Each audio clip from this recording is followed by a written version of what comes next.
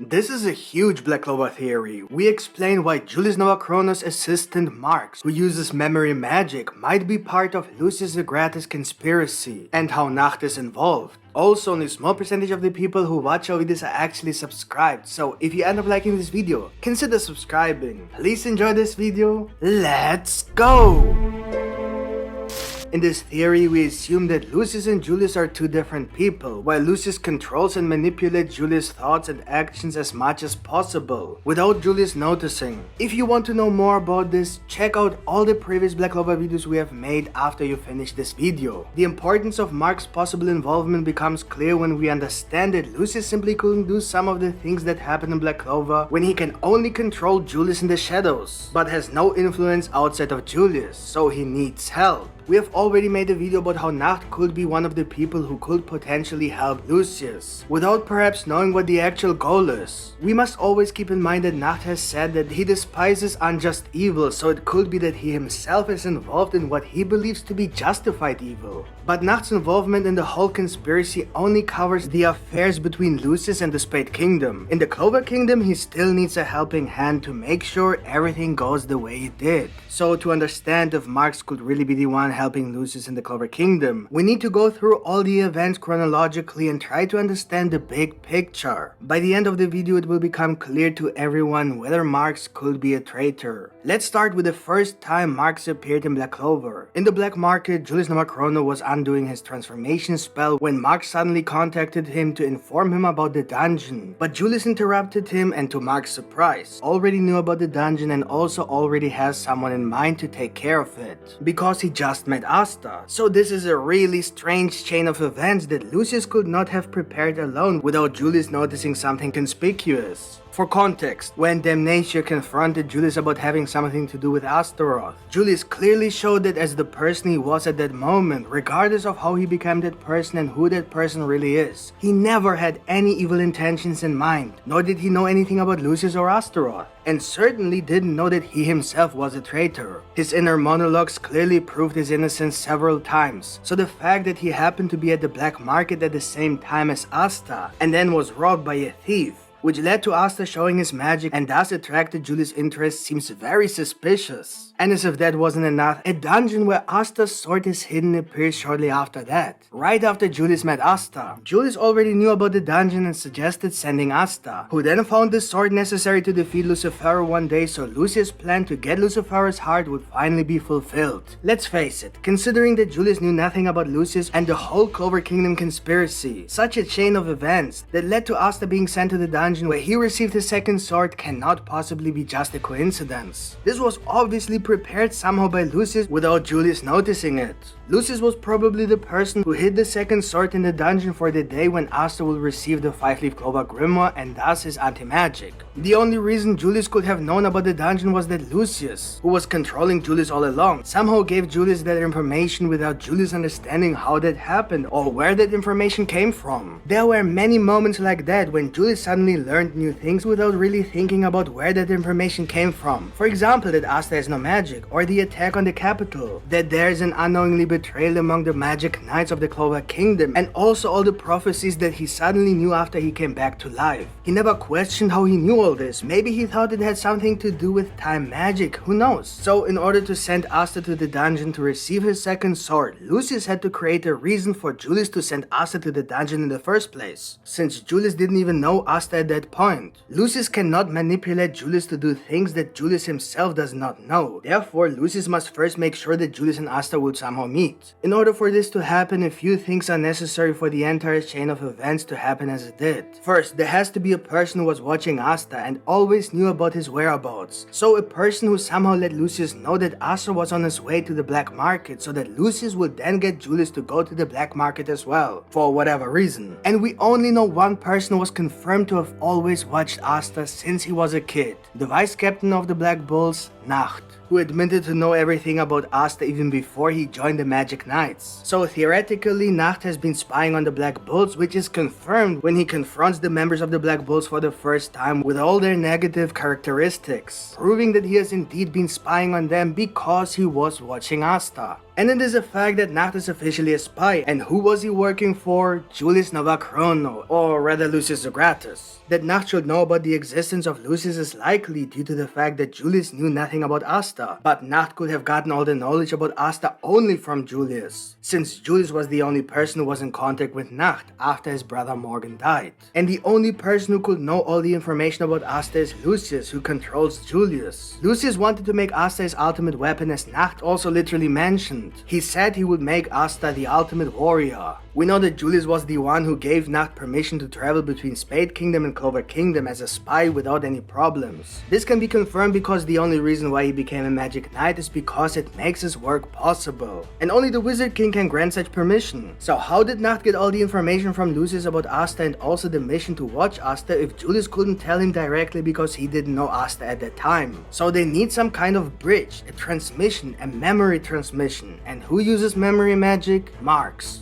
And now you should see the bigger picture. This can only happen if Marx uses his memory magic to communicate with Lucius without Julius noticing, and then sends Nacht the information from Lucius, maybe even making a connection between Lucius and Nacht directly. So the idea is that Nacht spied on Asta and passed his location to Marx, who then used his memory magic to tell Lucius that Asta was on his way to the black market. Lucius then just had to manipulate Julius into thinking it was a good idea to go there as well. Nacht or Marx then got their thief to rob the grandma, who was Julius in disguise. And since Asta is a magic knight, it was of course his job to stop the thief. This resulted in Asta and Julius meeting for the first time. Julius had obviously gotten a natural interest in Asta because Julius is a magic nerd, and so Lucius was now able to manipulate Julius in relation to Asta. This was then the moment when Lucius could execute the first step of his plan and somehow make the dungeon appear. So the question is, how did Lucius make the dungeon appear? If everything we have said about Marx is correct, then Lucius must have told Marx via transmission that the mission was successful so that the dungeon could finally appear. Marx was then the one who either ordered someone else to activate the dungeon. For example, Nacht, who can travel to any place in a few seconds, or Marx somehow activated the dungeon himself using transmission magic. Listen, it is not a coincidence that the dungeon appeared seconds after Julius met Asta for the first time. This should be f***ing obvious. Then the only thing left to do was to quickly contact Julius and inform him about the dungeon. Quickly, because of course the Diamond Kingdom also has an interest in the treasures. The fact that Marx was surprised that Julius already knew about the dungeon does not mean that he is innocent, but only that he either had to act surprised to avoid suspicion, or that he was really surprised because he did not expect that Julius already knew about it. Julius could have either unconsciously known about it because he could be something like a transmitter of the transmission between Marx and Lucius, or Lucius could have unconsciously let Julius know about it because he wanted him to send Asta to the dungeon. So Lucius has already manipulated Julius at this moment so that Julius would send Asta as soon as Marx will tell him about the dungeon, because Julius should not have sent anyone else under any circumstances. That's the basic idea of how Nacht, Lucius and Marx could work together without Julius ever knowing. The next important event was when Marx exposed the memories of the member of the Eye of the Midnight Sun to find out who was the traitor responsible for attacking the capital. And here's the thing, theoretically we already know that William was the traitor, but at this point it was revealed that there was another traitor who helped the Eye of the Midnight Sun invade the capital. But how can we confirm that what Marx has shown actually corresponds to the true memories of the true prisoners, and is not something Marx has put in their heads with the help of his magic?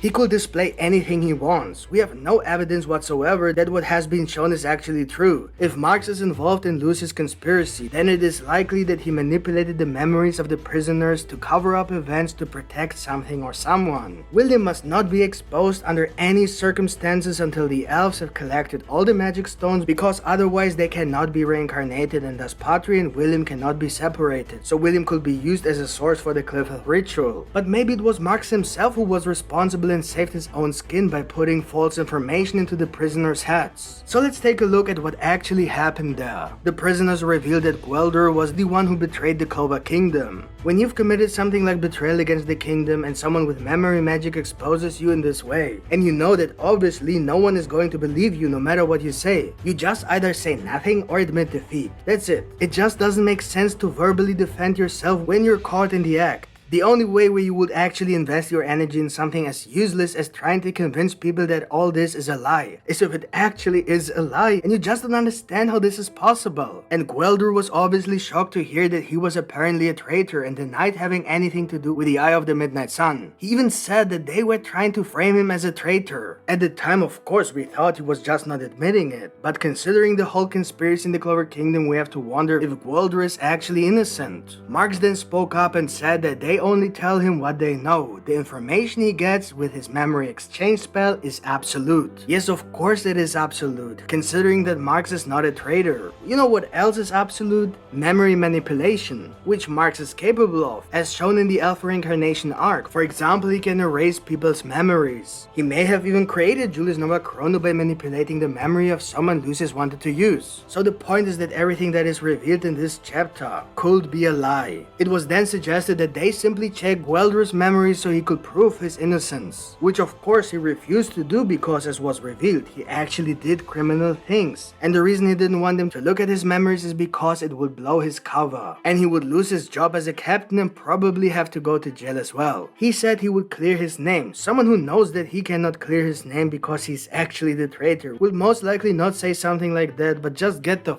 out of this place. And then we have an inner monologue from Gwelder, in which he reveals all his dark secrets, but he didn't mention that he actually betrayed the kingdom. Then when he was caught, they used the same memory spell on him and then saw all the things Gwelder mentioned in the inner monologue, but also in addition that he was apparently the one who kidnapped the barrier mages so that the attack on the capital was possible. But as I said, how can we prove that Marx is not lying to cover up what really happened? That maybe he himself set it all up, or that William is the traitor, or maybe Nacht, or another traitor very close to Julius. There are a few people that come to mind. We will make a separate video about that. Before my partner continues with this Black Clover theory, please leave a like if you already enjoyed the video. It really helps us a lot. And if you want, check our second channel where we upload funny videos. The link is in the comments.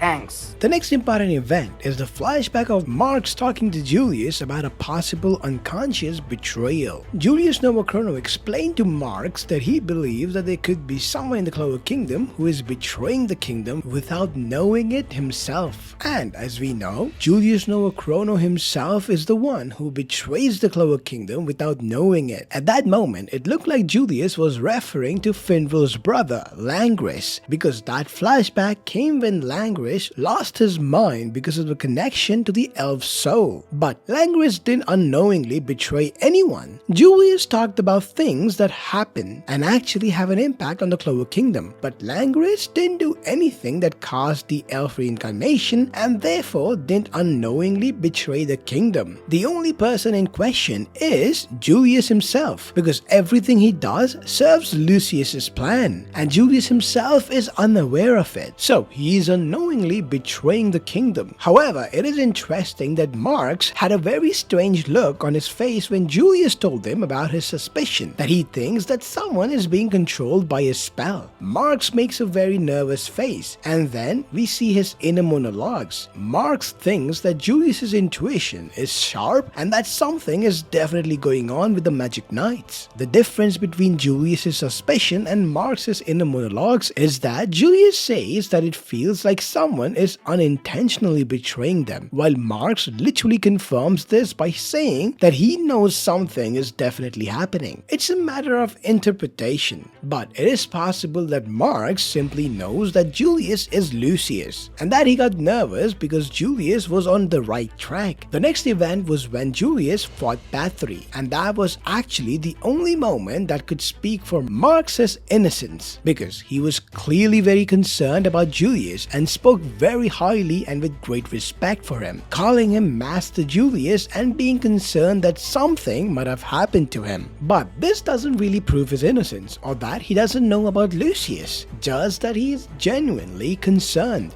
The reason for his concern is not given, and maybe Marx actually respects Julius a lot as a person, but that doesn't mean he couldn't have anything to do with Lucius. It's a bit complicated because if Marx is really a traitor, we don't know his background to understand his inner monologues. However, it must be mentioned here that Marx was willing to get involved in the fight, even though the fight should have taken place in order for the reincarnation of the elves to happen. The fact that Marx was ready to to help Julius and even alerted all the Magic Knights rather speaks for his innocence, because Lucius definitely planned to deliver the magic stone to the eye of the Midnight Sun so that Bathory and William would eventually be separated. Unfortunately, we don't have an answer to this question, and theoretically there should even be a knockout criterion for Marx's involvement, but considering all other things we have already mentioned, we shouldn't rule out the possibility that in this case we just don't understand what Marx really meant by his inner monologue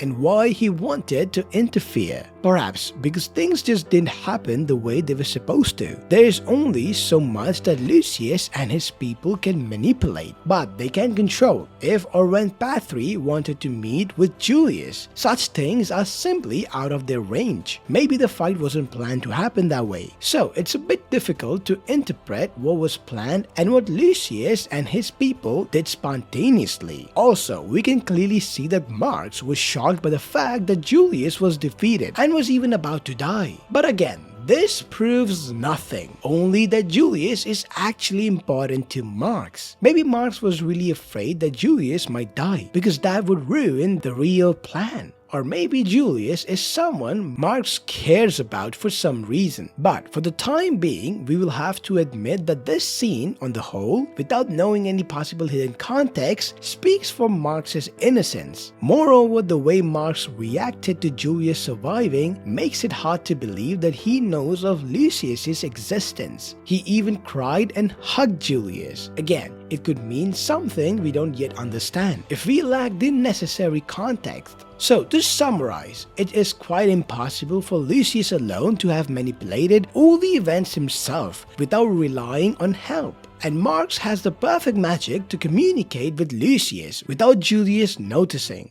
creating the possibility that Lucius can express his true will even though he cannot speak directly. Also, Marx seemed a little too concerned about Julius, almost as if he's watching out for something very important. We know for a fact that Julius is his own mind, so Lucius doesn't have full control over him, only over certain things. So it is only logical to assume that there must be someone who will make sure that Julius does not do anything that would defeat Lucius's goal. This task is a perfect fit for Marx. He is always with Julius. He is mad when Julius just disappears and blocks communication so that he can reach him, and has generally shown some suspicious moments. But there are also a few scenes that could point to his innocence. So we can say Marx can definitely be involved, but it can't be proven yet. For that, Tabata has not provided any indisputable evidence. Let us know what you think in the comments. Do you think Marx is involved or not? That's it for today, folks. Hope you guys enjoyed this video, and if you did, don't forget to smash the like button, and if you're new to our channel, make sure you subscribe with the notification bell turned on. See you guys in the next video. Yami out.